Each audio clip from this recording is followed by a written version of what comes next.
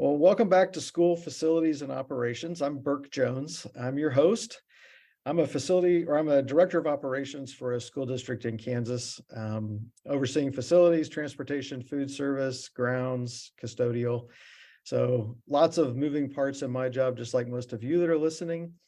So every episode, we either have another school facility person, someone like me in my role, or we have trade partners or other professionals that have great information to share with us that we can really learn from and really help us in our own districts. So today I have Mary Ruppenthal. She's with HED. She's an architect and she's the educational market sector leader for them, located in Sacramento, California. So welcome, Mary. Thanks, Burke. It's a pleasure to be here. Thank you for the invitation to join you. Well, this is awesome. So HED is a huge firm, 400 some people with multiple offices across the United States. So we don't get to talk to someone with that kind of firm level experience very often. So Mary, why don't you just tell us a little bit about yourself, a little bit of your work history, and then tell us like one thing that we won't know about you from LinkedIn. Hobby, Okay. whatever, if you like to surf, whatever it is out there. Okay, I'm happily. My name is Mary. Well, you've already introduced me, but I have about 27 years of professional architectural experience. I grew up in Milwaukee, but outside of Milwaukee, Wisconsin. And once I finished my undergrad, I moved to California, where I started working at a small firm.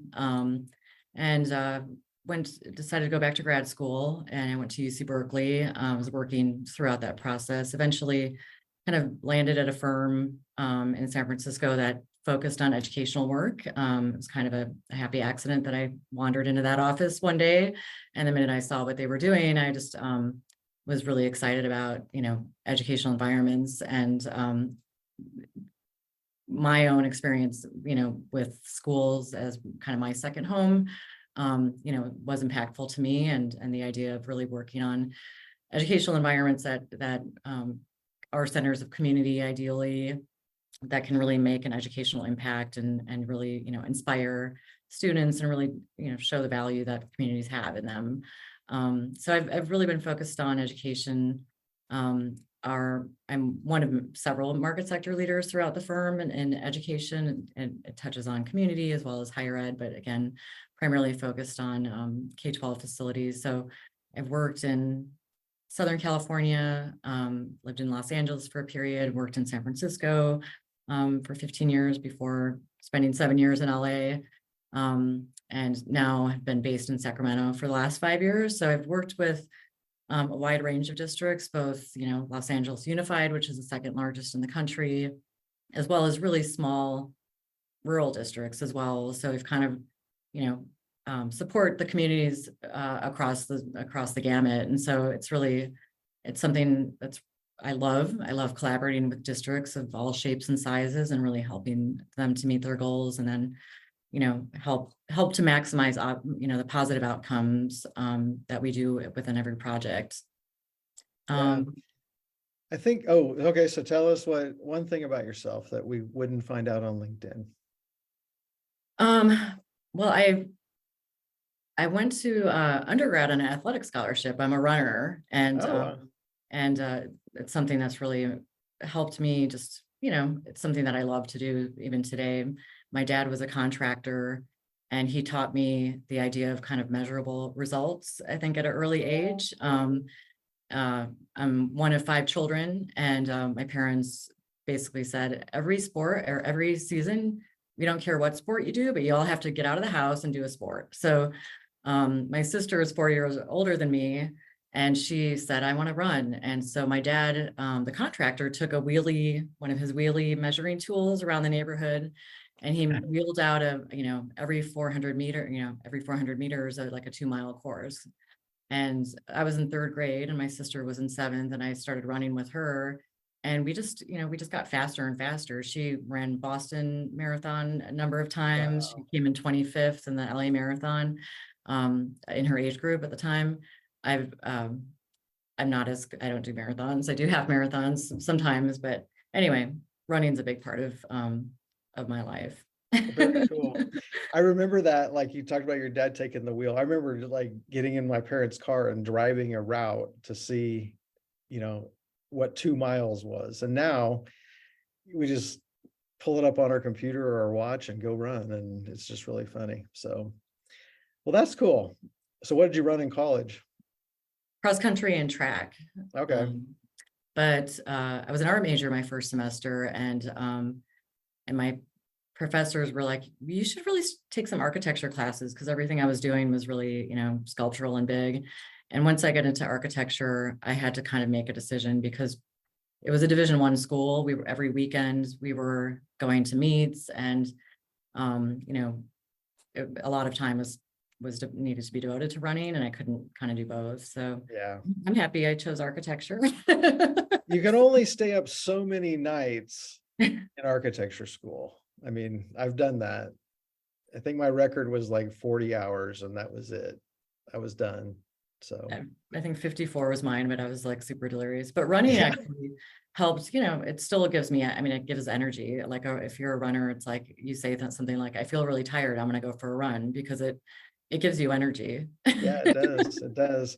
So funny story about studio. So those of you that don't know, like architects spend many, many hours in college drawing stuff. And after that 40-hour stint, I had just like had a couple dates with the girl who's now my wife. I mean, she's been my wife forever now, but so we had planned when my project was over to go see a movie.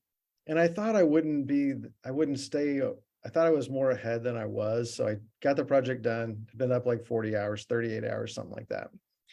And we go to the movie and literally I'm asleep in the first preview. It was just, I slept the whole movie. She stayed with me. She still married me. So that was all good, but it's tough. It's a tough degree to get for sure. Well, I think what we wanted to talk about today was just school buildings. And I think, in our conversation before, I think you hit the nail on the head for what I believe, in that everything revolves around the kids and providing them opportunities for better education through the building. And I think you used the term, like in some projects, it's all about the building. And then you saw buildings that were really all about the kids. And without the kids in there, they're just really not anything. So I guess just share your thoughts about kind of where we are with design of schools. What are some trends you're seeing? What do you think makes a great school design? I think schools that truly function as centers of the community do the best to serve their communities. And I can offer a number of concrete examples. There's a district down in San Jose that is probably one of the most innovative districts I've ever worked with, in terms of really trying to, help, help the community be stronger, and provide resources to the community, not just for the students, but for families. So in some of their student union projects, well, in all of them, they really erased the kind of the stigma that previously existed in terms of subsidized lunches, whereby students that were getting subsidized lunches would mostly be on campus because they'd have to go to a certain place. Students who weren't getting it wanted to go off campus. So you saw this really clear social divide. Right. And in these student union projects, the programming was so innovative. The student unions basically are, a gathering place for students that offers food service. So they kind of turn the cafeteria into, a place students really want to be. It sort of looks kind of like a food court in a mall. It's kind of this really nicely designed. You can see the food being prepared fresh. And it's kind of by choice. There's a little bank teller portion within the building. That's cool. That is where all students go. If you are getting subsidized, you go there to load your card. If you can pay for your own lunch, you go to there to load your card. So everyone has the same card. And it's one of, truly, I've been there probably 25 times because we work with this district, but I love going there because you walk into the space, it's beautifully daylit. Off to the side is a food service. There's a library, a little library that is also, there's no security on it. It's not, it's a place where it's really for the students. There's a copy room that is both for, so in this building, there's also admin, which is kind of at the back. So, and the principal's office is right in the middle of this like football shaped volume. And so you have all of the teachers on campus going to this building to pass through to go to admin. You have them making copies for class. The students can use the same copy room. There's free paper, reams of paper. There's a student and parent resource center that's like a little retail room. It's set up like a store so that if somebody needs clothes or food or water, you go into the space that looks like a retail environment, and it doesn't feel like you're, you can get a jacket, and it's not, again, it removes that stigma. It is really just a vital dynamic place that people really want to be. And they've charged the associated student body who's in that space as well with kind of resetting the space.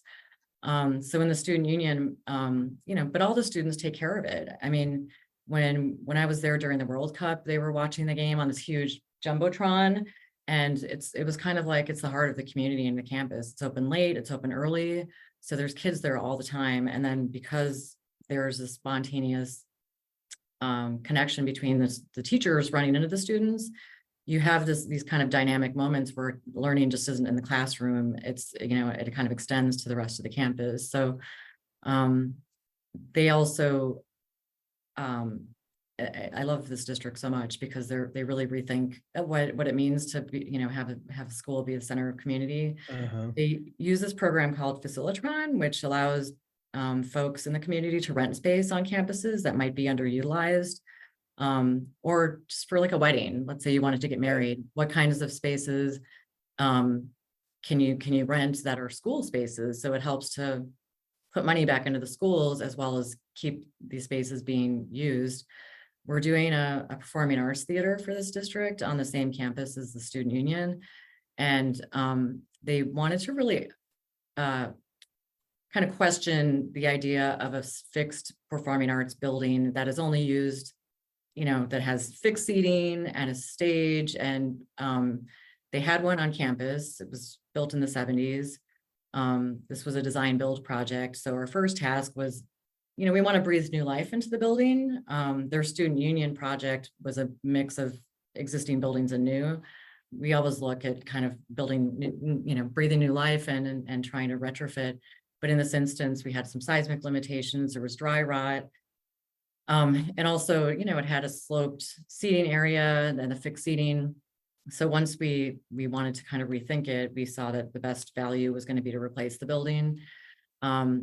This performing arts building is not going to have a stage. It has a stage area, but it has seating that projects out, basically telescoping seating for 300 people.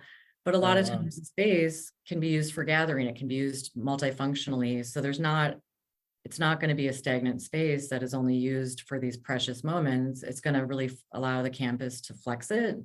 And I think that's the best value for the district, where it can be used year round and it doesn't become a siloed use that is only, used in reality, for 4 events. Right. So, I think, this kind of thinking about how to make school centers of community, how to serve families and students, how to equalize and provide more equity in the services. They're also bringing counseling to the student instead of having the students go to the counseling centers and be one-on-one, and maybe you don't want the teachers or the students, feel also stigmatized if they're going to counseling. They're basically, having meetings throughout the campus, meeting the students where they want to be. So it's really kind of looking at kind of a student-centered approach, but it also serves, these are some of the happiest teachers I've seen, the principal. That's awesome. The principal whose office is right in the center of the union, not in the back where it has like, an escape door. She is like the center of the school community, and all the, the staff is It's just, these campuses have a feeling that I haven't really experienced very often. They're very dynamic, very, they have these, you know, impromptu jazz ensembles where the students are playing outside.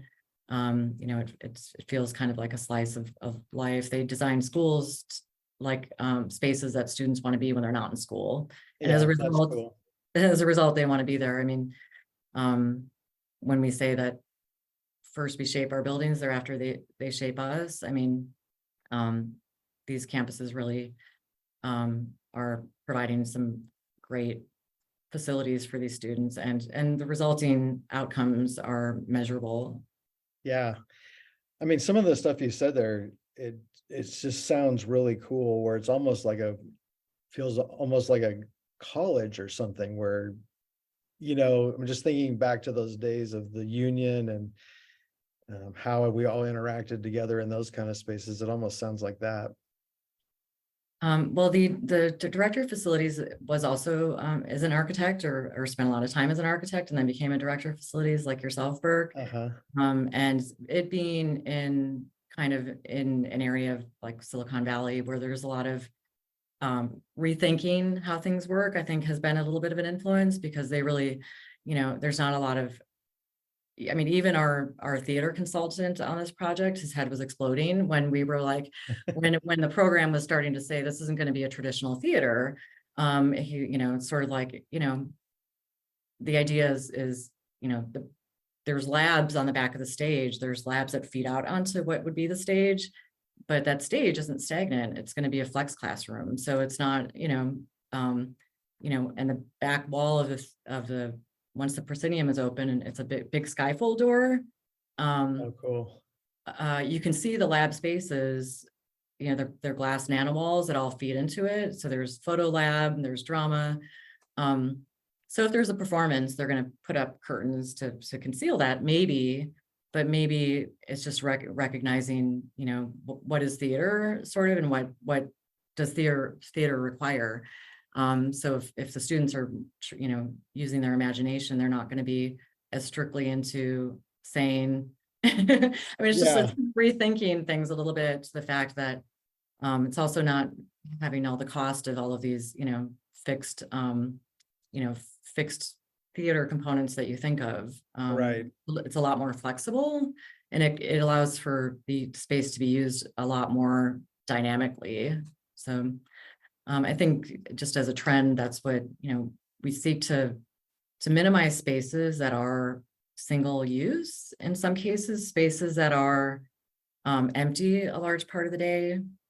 Mhm. How can we create spaces that really are more dynamic and have the idea of like human flow through space is like the breath and blood in a body. And if it stops, it becomes stagnant, right? It's also not the best use of public funding when you have spaces that aren't sitting there not being used. You don't want to overbuild. You don't want to build more than what is needed. And if these spaces can really be more dynamic and flex, and it's a healthier environment. It's spaces that are constantly being used. You don't have these kind of dead spaces. So Right.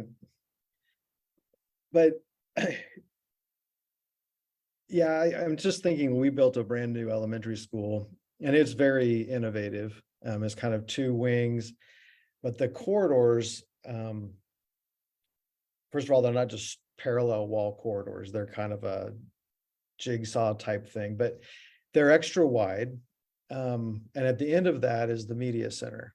So, but we put like movable glass walls between the media center and this large hallway, because you could also have all the parents in this hallway for a meeting. Okay, so it's kind of mixed space, but what we found was we shouldn't have put the glass walls in, because no one ever brings them out. They're always into the storage on the side. Because the media center just feels so much like almost an extension of the corridor, that there was really no reason. No one liked the feel of it when it was blocked off by the glass partition. I just think when you talk about flexible space, it's sometimes really hard to understand how it's going to be used, I guess, is really my point. And so if you put in a lot of movable partitions and this and that, you may or may not ever use them. Like they might always be closed or they might always be open. But I guess there's always a chance someone could decide that they want to use the space differently. Um, I like that idea of that, the performing arts being very flexible, because when you think about like our auditorium, they do what, 4 plays a year and some music performances. So maybe it's used 15 times a year and you have this giant volume of space that just sits there. So I really like some of those ideas. So I guess a little bit like maybe we can talk about that project specifically, but at a little deeper level, like how are they handling security in and out of like the student union?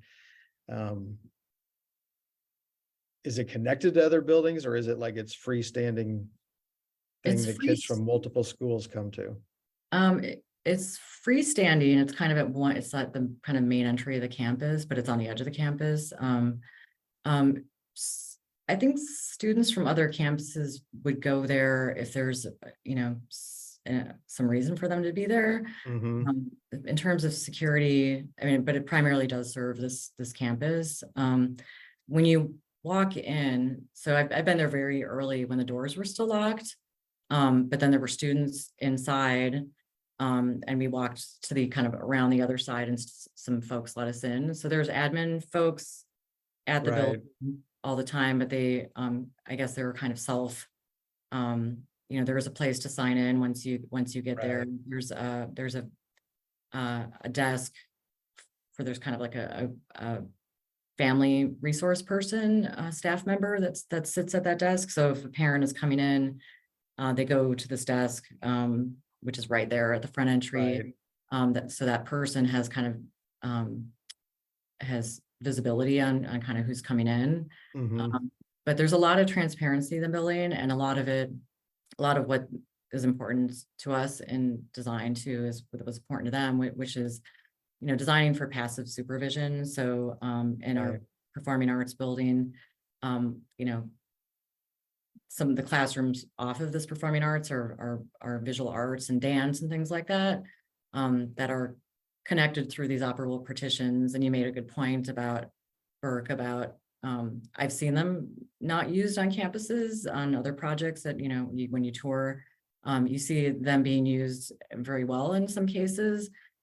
Sometimes it depends on the staff person who, either does not like them. Here in our office, actually, we have a big operable partition in our conference room that we keep it open, but we close it when somebody's having a meeting or, Right. but most of the time it's open.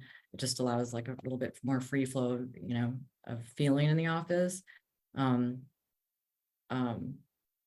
But the idea of that kind of passive supervision, and I think, when we talk about safety and security, having the ability to connect spaces is beneficial, even if at one point it might not be used. I think, in programming, really understanding if it's going to be a benefit is important, but I think also like operable partitions to the outdoor are always wonderful, because you enable, you empower and enable the opportunity to create more openness.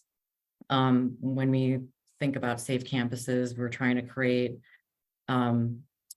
sort of relational safety where, it's safer, it's safer if you can kind of see what's happening around you, rather than having, a wall without windows and a door Right. with a peephole. You can, and what it does, it creates connections in the community. You start to lose when you don't have this kind of community connection. It's where you start to lose track of being able to keep track of students and Mm-hmm. really see what's happening. Yeah. See who's on the fringes, see who's on the outskirts. If you're creating a community that allows all in, and I think, a big trend we're seeing is designing for equity and inclusion. And so how do you do that? It's, so much about architecture is creating a feeling of belonging, and Right. spaces that allow you to, come together in different sizes of groups, also places where you can have a place of respite, but where you feel connected nonetheless, where it's not, kind of this, other environment that's siloed. So, Right. um, So I really like a lot of that is just that community connection. I mean, our buildings are used every night. There's till 10 o'clock. There's somebody in every building. And I think as I've talked to people in other districts across the country, that's normal. So then it becomes like, how to best integrate that? What kind of uses does the community have that we already have that we can bring together? So I love all that thinking. So one of the other things I think we wanted to touch on, I'm really not sure where to go with this exactly because I live in the land of tornadoes. But it's just this idea of, I guess, protecting or keeping schools safe from different types of Mother Nature activities. Is that kind of what we were thinking? Like I know here we have FEMA shelters. Every one of our school has a space that meets the FEMA requirements and the whole school can go in there and be safe from a tornado. But other parts of the country, like what does that look like for different types of environmental risk, fires and earthquakes and that kind of stuff? yeah, designing school amenities to be emergency relief centers in the event. Well, one, how do you design a school so that it can function during what we were experiencing here? And it happens, in other places in the world too, is the fires. California, we have fire seasons that can be really debilitating.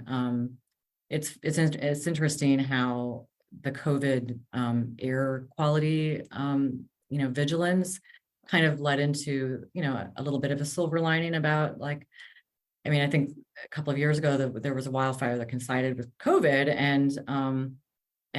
so everyone's inside, but I think the importance of filtration, we always are advocating for MERV 13 filters. Most of our schools that are going for chips, that's kind of a best practice anyway. But, air purification was, San Francisco Unified spent 2.9 million on enhanced air purification systems.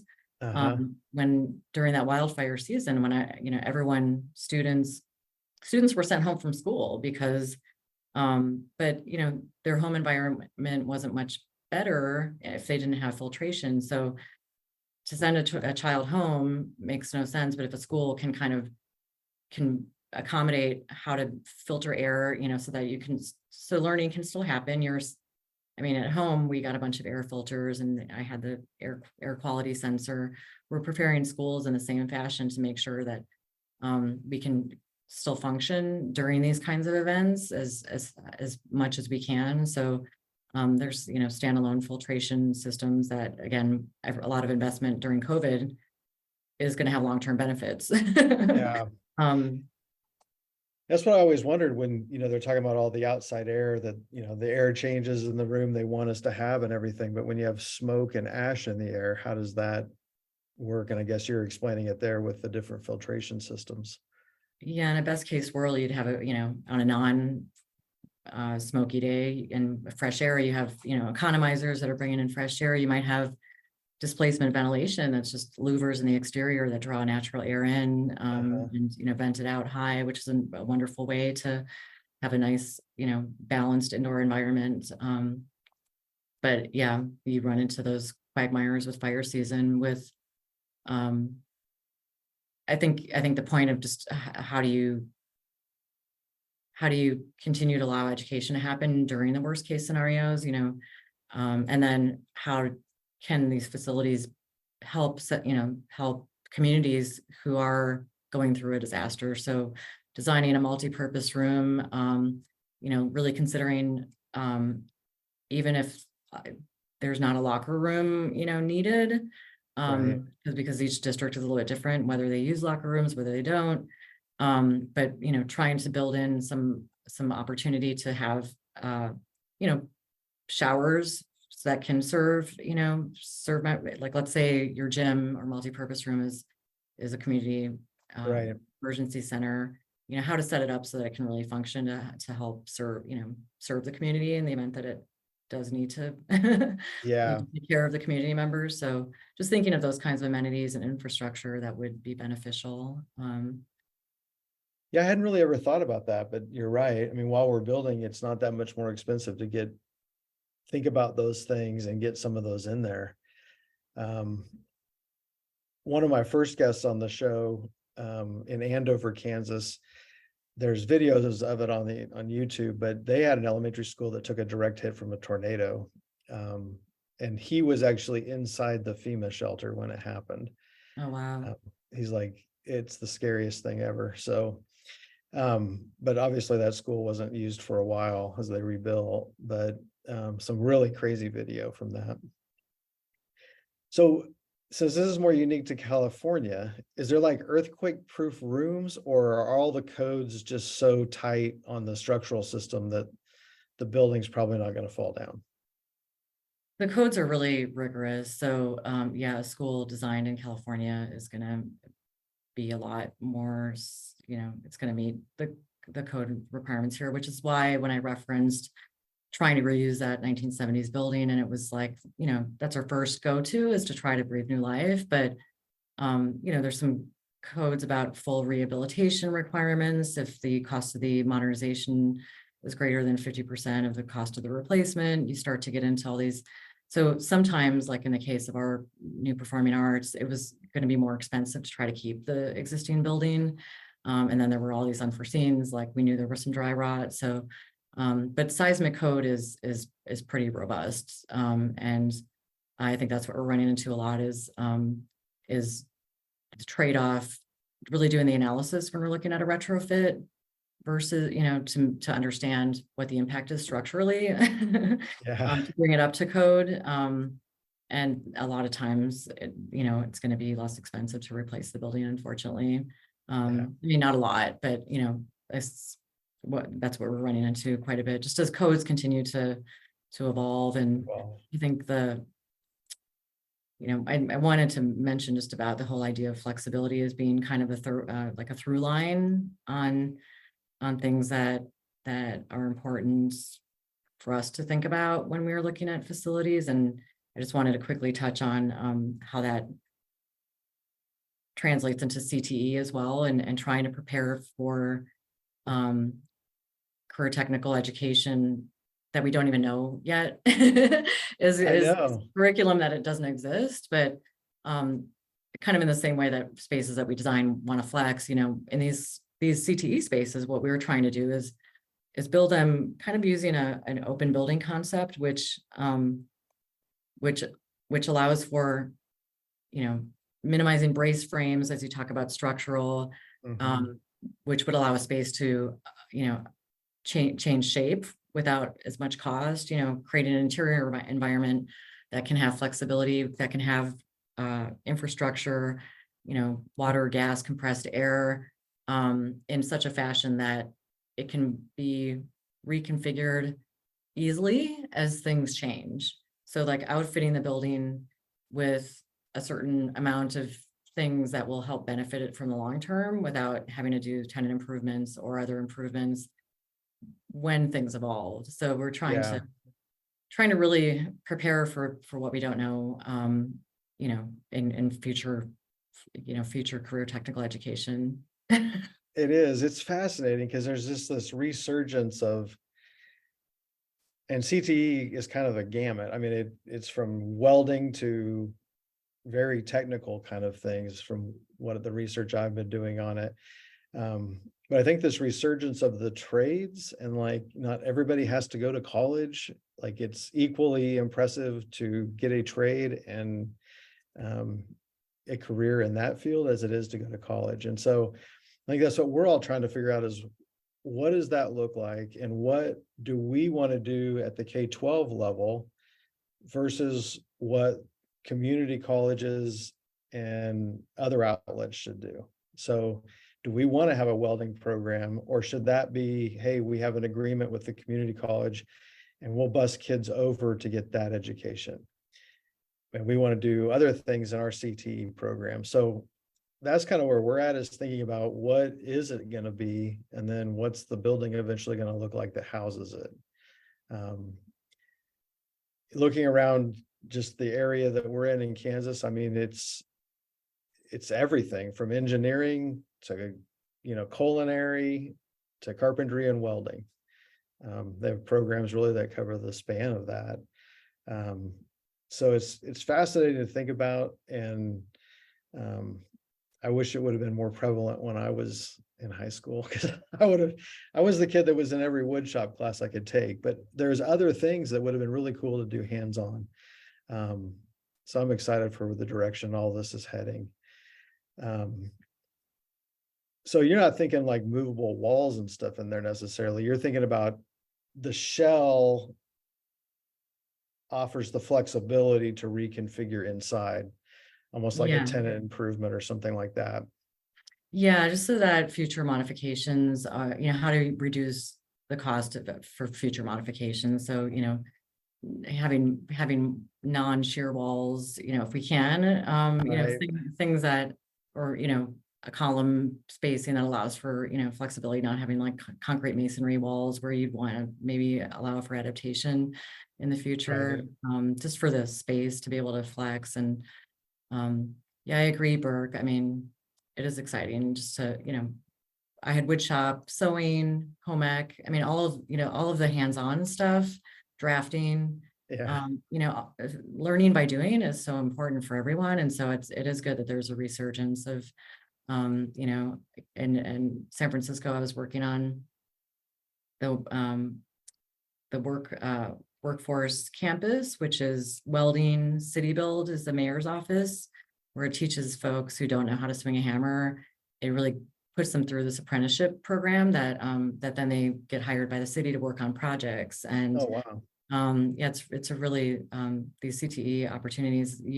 Your discussion about, or you're mentioning the partnerships with these community colleges. I think that's great to really understand what exists that you can tap into, and then what do you want to provide yourself, and what is your community kind of looking, what are careers that partnerships in the community can help with, like in Napa, their high school is a lot of culinary connection and stuff like that.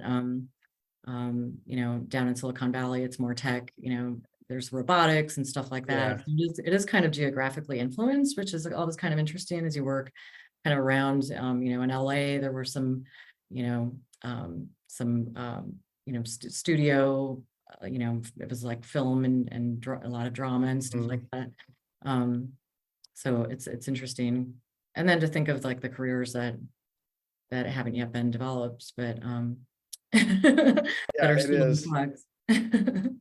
I know locally our electricity provider did some partnership with a school district, because I think they're seeing so many people retire from like being linemen and really, I don't know, I've heard them called gray collar jobs where, you might have a hard hat on, but it's highly technical. And so they started like a little campus at one of the high schools where they're like teaching kids those types of skills, in the hope, I'm sure, that some of them will just transition into that career. So it's pretty interesting what's happening. I think there's a lot of opportunities for private public cooperation to develop some of these things. Anything else you want to cover off that was on your mind? Well, I think I could chat with you for a very long time. We have a lot of common ground, and I so appreciate just the conversation. Yeah, no, Uh, this has been fun. So I'll tell you what, I ask everybody the same three questions at the end of this. They're pretty easy. They're kind of rapid fire. So this first one's going to be super easy for you. So what would your parents or your family say that you do for a living? um, Design and build things. Yep. When I was an architect, my grandma always used to ask me if I was still drawing those pretty pictures, which I thought was funny. So are you a paper person or digital person? Like, do you do everything digitally, your notes and sketching and all that, or are you on paper? It's a combination. It used to be, earlier in my career, it was, obviously more paper but I learned AutoCAD in undergrad. And so it's always been, has had an element of digital. Now it is more, I still, I have a pen in my hand. I sketch quite a bit, but it's probably a larger percentage digital now. In fact, I've saved, the occupational hazard of paper cuts has kind of gone by the wayside because Uh-huh. we don't print sets that much anymore. Everything is on, electronic, which saves a lot of paper, but Yeah. yeah, it's large. There's still a percentage of Yeah. there always will be.